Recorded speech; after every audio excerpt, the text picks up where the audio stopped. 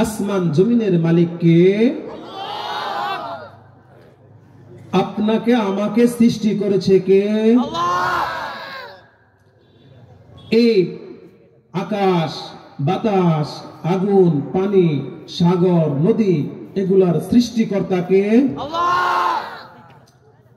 এই সব কিছুর সৃষ্টিকর্তা যদি আল্লাহ পাক হয়, তাহলে বিধান কার চলা উচিত? আল্লাহ পাক কোরআনে পাকে ইরশাদ করেন, ইনিল হুকমু ইল্লা লিল্লাহ, বিধান চলবে কার? আল্লাহ। আল্লাহ পাক রব্বুল আলামিন কালামে পাকে ইরশাদ করেছেন, আসমান জমিনের মধ্যবর্তী যা কিছু আছে সব কিছুর মালিক কে? আল্লাহ। ঠিক না? আর আমাদের যারা সামাজিক বিজ্ঞানী আছে, তারা সামাজিক বিজ্ঞানের পরিভাষায়, যারা স্কুল কলেজ ভার্সিটিতে পড়েছেন তারা হয়তো বুঝবেন, সামাজিক বিজ্ঞানের পরিভাষায় বলা হয় সকল ক্ষমতার উৎস হচ্ছে সূর্য। কথা বুঝতে পারছেন নাকি? তাইলে এই কথা বিশ্বাস করলে ঈমান থাকবে? আচ্ছা। আর ডেমোক্রেসি, আব্রাহাম লিঙ্কনের পরিভাষায় তিনি বলেন সকল ক্ষমতার উৎসকে জনগণ। তিনি কি বলেন? জনগণ। তাহলে এই কথা বিশ্বাস করলে ঈমান থাকবে? তাহলে বোঝা গেল এই কথা বিশ্বাস করলে ঈমান থাকবে না। ঠিক না? তাহলে এই কথা বিশ্বাস করা যাবে না। আমি একজন, আপনি একজন মুমিন হিসাবে আমরা এটা বিশ্বাস করতে পারি না। তাহলে আমরা এখানে বুঝতে পারলাম সামাজিক বিজ্ঞানের পরিভাষায় যে সকল ক্ষমতার উৎস সূর্য, আলিয়াযু বিল্লাহ, আর আব্রাহাম লিঙ্কনের পরিভাষায় ডেমোক্রেসি, রাজনীতির পরিভাষায় সকল ক্ষমতার উৎস জনগণ, আলিয়াযু বিল্লাহ। আর আমার আপনার সৃষ্টিকর্তা হলো সকল ক্ষমতার মালিক কে? আরো জুড়ে বলেন কে? আল্লাহ। তাহলে আল্লাহ পাক রব্বুল আলামিন আমার আপনার সৃষ্টিকর্তা আল্লাহ। ঠিক না? আর আমার আপনার চলনের জন্য, জীবন পরিচালনার জন্য আল্লাহ পাক রব্বুল আলামিন একটা পূর্ণাঙ্গ জীবন বিধান আপনার জন্য, আমাদের জন্য, সকলের জন্য প্রণয়ন করেছেন। তাকে আল্লাহ পাক রব্বুল আলামিন বলেন, ইন্নাদ দীনা ইনদাল্লাহিল ইসলাম, নিশ্চয় আল্লাহর নিকট পছন্দনীয় দিন হচ্ছে কি? ইসলাম। ইসলাম ছাড়া আল্লাহ পাক রব্বুল আলামিন এই ইসলাম ধর্মের মধ্যে, আমরা তো ইসলাম ধর্মের অনুসারী, ঠিক না? তাহলে আমরা যদি অন্য কোন ধর্ম তালাশ করি, অন্য কোন ব্যক্তিকে অনুসরণ করি, আল্লাহ এবং আল্লাহর রাসূলের আইনের বাইরে গিয়ে, বিধানের বাইরে গিয়ে, তাহলে আমার আপনার ঈমান থাকবে? থাকবে না। আল্লাহ পাক রব্বুল আলামিন কালামে পাকে ইরশাদ করেন, কোরআন থেকে প্রমাণ নেন। আল্লাহ পাক রব্বুল আলামিন বলেন, ওয়া মান ইয়াবতাগি গায়রাল ইসলাম দীনান ফালাই ইউকবাল মিনহু। আল্লাহ পাক রব্বুল আলামিন বলেন যে ইসলাম ব্যতীত অন্য যে কোনো ধর্ম তালাশ করে আল্লাহ পাক রব্বুল আলামিনের নিকট তা গ্রহণযোগ্য হবে না, তা আনএক্সপেক্টেড, তা কি হবে না? গ্রহণযোগ্য হবে না। আল্লাহর নিকট গ্রহণযোগ্য ধর্ম হচ্ছে ইসলাম। আর এই ইসলাম কি? Islam is the code of life. ইসলাম এটা আপনার আমার জীবন পরিচালনার জন্য পূর্ণাঙ্গ জীবন বিধান, পূর্ণাঙ্গ জীবন বিধান। আমরা যদি ইসলামের অনুযায়ী চলি, তাহলে আমাদেরকে বলা হয় তাহলে আইয়ামে জাহেলিতে যুগের আমরা কি 1400 বছর পিছনে চলে যাব? বলে কিনা? আমরা যদি আমাদের মা বোনদেরকে পর্দার কথা বলি, যখন আমরা বলি পর্দা করার জন্য, যখন আমাদের মুসলমানের সন্তান যখন স্কুল কলেজ ভার্সিটিতে পড়তে যায়, তখন হিজাব পরে গেলে তার হিজাব গুলো টান দিয়ে ছিঁড়ে ফেলা হয়। নাউজুবিল্লাহ মিন যালিক। 2021 সালে কর্ণাটক রাজ্যের মধ্যে মুস্কান নামে এক মেয়ে, সে আল্লাহু আকবার তাকবীর বলতে বলতে কলেজের মধ্যে প্রবেশ করে একটা স্কুটি দিয়ে আসে। অনেকগুলো হিন্দুত্ববাদী শক্তি, আরএসএস এর সদস্যরা আমার এই মুসলিম বোনকে পর্দা থেকে তার হিজাব ছিনিয়ে নেওয়ার জন্য অনেক চেষ্টা করে, কিন্তু আল্লাহ পাকের আওয়াজের ধ্বনিতে, তাকবীরের ধ্বনিতে তারা পিছু হটতে বাধ্য হয়। বলেন ঠিক কিনা? সুতরাং আল্লাহ পাকের বিধান, আল্লাহর নামের এত আসর, তা কাফের মুশরিকরা আল্লাহর নাম শুনলে ভয় পায়। জুড়ে তাকবীর বললেন জন্মজয়ী মধ্যপাড়ার মানুষ। আসলে আপনারা কাউকে ভয় করেন না। ভয় করেন কাকে? কাকে ভয় করেন? আল্লাহ পাক নারায়ে তাকবীরের আওয়াজ তাদের অন্তরে কম্পন সৃষ্টি করবে যারা মুনাফিক। বলেন ঠিক কিনা? সুতরাং মুনাফিকের অন্তর আল্লাহর আওয়াজ শুনলে তার অন্তরের মধ্যে থরথর থরথর করে কাঁপন সৃষ্টি হয়ে যায়। বলেন ঠিক কিনা? সুতরাং আমরা মুসলমান, সুতরাং আমরা, আমাদের কিছু নাই, কিন্তু আমার সাথে কে আছে?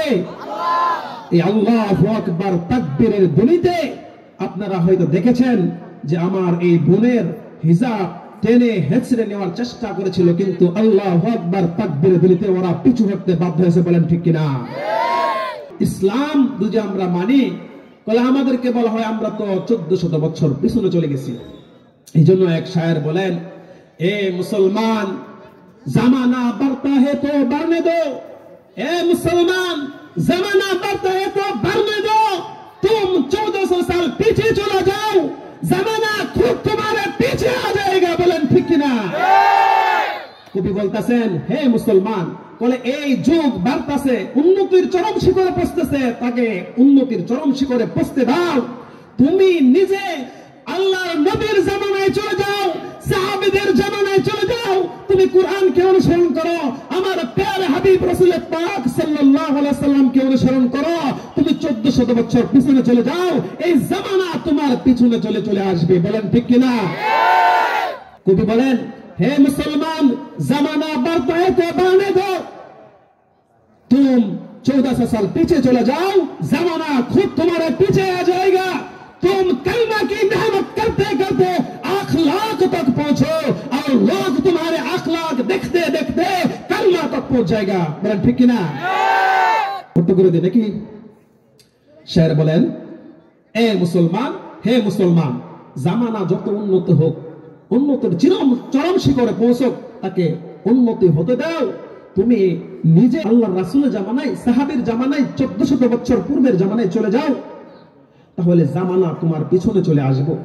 আর এই যে পর্দার হুকুম, এলায়ে কালেমাতুল্লাহর দাওয়াত, আল্লাহর জমিনে আল্লাহর বিধানের দাওয়াত, তোমার কথা হয়তো কেউ মানতে চাবে না।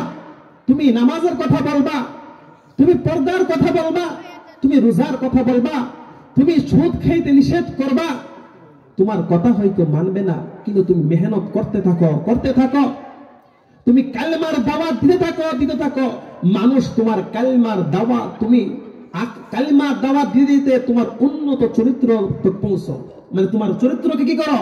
ভালো করো। আর লোক তোমার চরিত্র দেখে কালেমা পৌঁছায়গা, তোমার যে দাওয়াত দিতেছো এই দাওয়াত পর্যন্ত পৌঁছে যাবে। আল্লাহ পাক রব্বুল আলামিন, আপনি যদি আল্লাহ এবং আল্লাহ রাসূলকে মুহাব্বত করেন, তাহলে আপনার আল্লাহ এবং আল্লাহর রাসূলের মুহাব্বতের কারণে, আল্লাহ এবং আল্লাহর হুকুম মানার কারণে আপনাকে হয়তো মানুষে বলবো যে আদিম যুগের মানুষ, আপনাকে হয়তো পছন্দ করবে না, কিন্তু আল্লাহ পাক তো আপনাকে ভালোবাসে। আর আল্লাহ পাক যখন ভালোবাসে, আল্লাহ পাক রব্বুল আলামিন আসমানে ঘোষণা করে দেন, হে ফেরেশতারা, আমি অমুক বান্দাকে ভালোবাসি, তোমরাও তাকে ভালোবাসো। তাহলে তখন ওই ফেরেশতারা ঘোষণা করে দেয় যে মানুষও তাকে ভালোবাসতে শুরু করে। বলেন ঠিক কিনা? সুতরাং আমার আপনার কাজ হচ্ছে আল্লাহর রাসূলের জীবন অনুযায়ী চলা। আল্লাহ পাক রব্বুল আলামিন বলেন, اليوم أكملت لكم دينكم وأتممت عليكم نعمتي ورضيت لكم الإسلام دينا। বিদায় হজের ভাষণে আল্লাহ পাক রব্বুল আলামিন এই আয়াতটা অবতীর্ণ করেন। শুক্রবার দিন ছিল। আল্লাহর রাসূল সাল্লাল্লাহু আলাইহি সাল্লাম, আল্লাহ পাক বলেন, আল ইয়াউমা আকমালতু লাকুম দীনাকুম, আল ইয়াউমা আকমালতু লাকুম দীনাকুম, আজ আমি তোমাদের জন্য তোমাদের দিনকে পরিপূর্ণ করে দিলাম। সুতরাং এই পরিপূর্ণ দিনের মধ্যে সেদুজি বলে ইসলামের মধ্যে ব্যবসা নাইকা, সেদুজি বলে ইসলামের মধ্যে সায়েন্স নাইকা, সেদুজি বলে ইসলামের মধ্যে সোশ্যাল ওয়ার্ক নাইকা, সেদুজি বলে ইসলামের মধ্যে ম্যাথ নাইকা, তাহলে সে ইসলামকে অপূর্ণাঙ্গ বলল। সেদুজি বলে ইসলামের মধ্যে পলিটিক্যাল সায়েন্স নাইকা, তাহলে সে ইসলামকে অপূর্ণাঙ্গ সাব্যস্ত করলো কিনা, বলেন ঠিক কিনা? আর কেন ব্যক্তি যদি বলে ইসলামের মধ্যে সোশ্যাল ওয়ার্ক নাই, সমাজকর্ম, সোশ্যাল ওয়ার্ক মানে কি? কেউ যদি বলে ম্যাথ নাই, বলে ইসলামের মধ্যে গণিত নাই, কমার্স নাই, তাহলে সে ইসলামটা কি করলো? অপূর্ণাঙ্গ সাব্যস্ত করলো। আর আল্লাহ পাক বলতেছে ইসলাম পূর্ণাঙ্গ জীবন বিধান। সুতরাং যে ব্যক্তি বলল ইসলামের মধ্যে পলিটিক্যাল সায়েন্স নাই, তাহলে সে ইসলামকে অপূর্ণাঙ্গ সাব্যস্ত করলো কিনা? যে ব্যক্তি ইসলামকে অপূর্ণাঙ্গ সাব্যস্ত করবে তার ঈমান থাকবে? ঈমান থাকবে? জোরে বলেন। তাহলে ইসলাম পূর্ণাঙ্গ জীবন বিধান। সুতরাং ইসলামের মধ্যে পৃথিবী যতই উন্নতির চরম শিখরে পৌঁছুক না কেন, কোরআন যে আল্লাহ পাক অবতীর্ণ করেছেন আল্লাহ রাসূল সাল্লাল্লাহু আলাইহি ওয়াসাল্লামের উপর, যত সায়েন্স আছে, যত সমাজকর্ম আছে, আপনি দেখেন রাসূল পাক সাল্লাল্লাহু আলাইহি ওয়াসাল্লাম চেয়ে উত্তম সমাজকর্ম আর কেউ করে নাই। রাসূল পাক সাল্লাল্লাহু আলাইহি ওয়াসাল্লাম যখন বয়স, কিশোর বয়স, তখন তিনি গঠন করেছেন হিলফুল ফুজুল নামে একটি সংগঠন। এই সংগঠনের উদ্দেশ্য ছিল যে এই সংগঠনে যারা আরবের মধ্যে হজ করতে আসবে ওই সব মানুষদেরকে পানি পান করাবে, সাহায্য করবে, এবং যারা দুর্বল মানুষের উপর, যারা শক্তিশালীরা, সবলরা অত্যাচার নির্যাতন করে তাদেরকে প্রতিরোধ করবে। তাহলে আর তো মানবতার সেবায় রাসূলের চেয়ে উত্তম চরিত্রের অধিকারী আর কেউ নাই। স্বয়ং আল্লাহ পাক রব্বুল আলামিন কালামে পাকে ইরশাদ করেন, লাকাদ কানা লাকুম ফি রাসূলিল্লাহি উসওয়াতুন হাসানাহ, যে লাকাদ কানা লাকুম ফি রাসূলিল্লাহি উসওয়াতুন হাসানাহ, তোমাদের জন্য উত্তম আদর্শ রয়েছে রাসূল পাক সাল্লাল্লাহু আলাইহি সাল্লামের মধ্যে। সুতরাং আমরা কুরআন এবং রাসূল পাক সাল্লাল্লাহু আলাইহি সাল্লামকে ছেড়ে অন্য যে কোনো পথা অনুসরণ করি না কেন, তাহলে আমরা দ্বীনের মধ্যে থাকব না। রাসূল পাক সাল্লাল্লাহু আলাইহি সাল্লাম দ্বীনকে প্রচার করার জন্য, ইসলামকে প্রচার করার জন্য, এইজন্য একজন বলে इंशाअल्लाह यहाँ भी बोलूंगा, दिल्ली के रामलीला धाम में बोलूंगा, लखनऊ के धरती पर बोलूंगा, हमें मिटाने की कोशिश करने वालों के, मोहम्मद के कुरान को मिटाने वालों, मोहम्मद के गुलामों को मिटाने वालों, मोहम्मद के चाहने वाला को मिटाने वालों, मोहम्मद के फॉलोअरों को मिटाने वालों, मोहम्मद के शिष्यों को मिटाने वालों, मोहम्मद जो पैगाम लाया है इस धरती में उस पैगाम की धज्जी उड़ा दिया जाएगा। इसी नीलगु आसमान ने देखा, अल्लाह ने आसमान से ऐलान कर दिया कि मक्का के मैदान में जब मक्का के आतंकवादियों ने हमें मिटाने की कोशिश करना चाहता था, अल्लाह पाक रब्बुल आलमीन उसी नीलगु आसमान ने ऐलान कर दिया, ए मेरे बंदो, तुम मेरे बरगाह में झुकना, मेरे बरगाह में झुकना तुम्हारा काम है और दुनिया को झुकाना हमारा काम है। সুতরাং দেখা যাচ্ছে যে আমাদের পার্শ্ববর্তী দেশ ইসলাম মুসলমান হওয়ার কারণে আমাদের মসজিদগুলোর নিচে তাদের মূর্তি খোঁজা হচ্ছে, তারা আমাদের মসজিদগুলোর নিচে তারা মূর্তি খুঁজতেছে। তারা উপমহাদেশ থেকে, ভারত থেকে ইসলামকে মিটাইতে যাচ্ছে। তারা ইসলামকে মিটাতে পারবে না, তারা ইসলামকে মিটাতে পারবে না। সুতরাং তারা যা চাচ্ছে, অতি শীঘ্রই আল্লাহ পাক রব্বুল আলামিনের প্যারা হাবিব রাসূল পাক সাল্লাল্লাহু আলাইহি সাল্লাম ঘোষণা করেছেন যে গজওয়াতুল হিন্দ হবে। গজওয়াতুল হিন্দের মধ্যে যারা অংশগ্রহণ করবে, যারা শহীদ হবে, তাদের জন্য জান্নাত, তারা জান্নাতে প্রবেশ করবে। আর যারা এই গজওয়াতুল হিন্দের মধ্যে গাজী হয়ে ফিরবে, তাদের জন্য জাহান্নাম হারাম হয়ে যাবে। বলেন ঠিক কিনা? আপনাদের কাছে বলতে চাই, কারা কারা ওই গজওয়াতুল হিন্দের মধ্যে শরীক হতে চান হাত আঙ্গে আল্লাহ পাক রব্বুল আলামিনকে দেখিয়ে দেন। নারে তাকবীর, নারে তাকবীর, দিন ইসলাম, দিন ইসলাম। নামান, হাত নামান। আল্লাহ পাক রব্বুল আলামিন আপনাদের হাতকে কবুল করুক। আমি এই ইতিহাসটা আমার উদ্দেশ্য হচ্ছে এটা, আজকে দেখেন আমাদের এই বাংলাদেশ প্রিয় মাতৃভূমি, আপনারা দেখতে পাচ্ছেন যে গাজা প্যালেস্টাইন যাকে বলা হয়, জেরুজালেম, এই জেরুজালেমের 3 পাশ দিয়ে হচ্ছে আমাদের ইহুদি রাষ্ট্র। কি রাষ্ট্র? ইহুদি রাষ্ট্র। শুধু একটা সাইড দিয়ে খোলা আছে, সেটা হচ্ছে রাফা বর্ডার বলা হয়, মিশরের সাথে সংযোগ, মিশরের সাথে সংযোগ। ওই রাফা বর্ডার দিয়ে তারা অনেক সময় কিছু ত্রাণ নেওয়ার জন্য আমাদেরকে সুযোগ দেয়। আমাদের মুসলমান হওয়ার কারণে আমাদের মসজিদগুলোকে ভেঙে ঘুরিয়ে দিচ্ছে, আমাদের মাদ্রাসাগুলো, আমাদের হসপিটালগুলো, আমাদের বিশ্ববিদ্যালয়গুলো, আমাদের মা বোনদেরকে তারা হত্যা করতেছে, শিশুদেরকে হত্যা করতেছে একমাত্র ইসলামকে মিটিয়ে দেওয়ার জন্য। বলেন ঠিক কিনা? আপনি দেখেন আমার দেশের যে ম্যাপটা, এরিয়াটা 3 দিক দিয়ে আমাদের কাগজের ভাষায় বন্ধু দেশ, আল্লাহ পাক কোরআনের ভাষায় এরা শত্রু। আল্লাহ পাকের কোরআনের ভাষায় কি এরা? শত্রু। আল্লাহ পাক রব্বুল আলামিন কালামে পাকে ইরশাদ করেছেন, বলে মুসলমান ছাড়া ইহুদি, খ্রিস্টান বা অন্য কোন ধর্মের লোক তোমার কখনো কি হতে পারে না? বন্ধু হতে পারে না। যতই তুমি বন্ধু ভাবো না কেন, তোমার যতক্ষণ পর্যন্ত তুমি তোমার ধর্ম ত্যাগ না করে তাদের ধর্মের অনুসারী হবে, ততক্ষণ পর্যন্ত তোমার প্রতি তারা সন্তুষ্ট হবে না। বলেন ঠিক কিনা?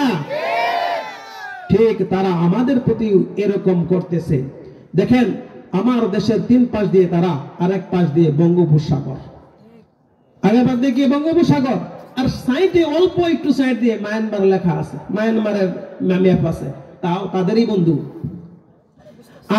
আমার দেশে যদি আক্রমণ করা হয়, আমার ইসলামের উপর যখন আঘাত আসে, তখন আমি আপনি পালাবো কোথায়?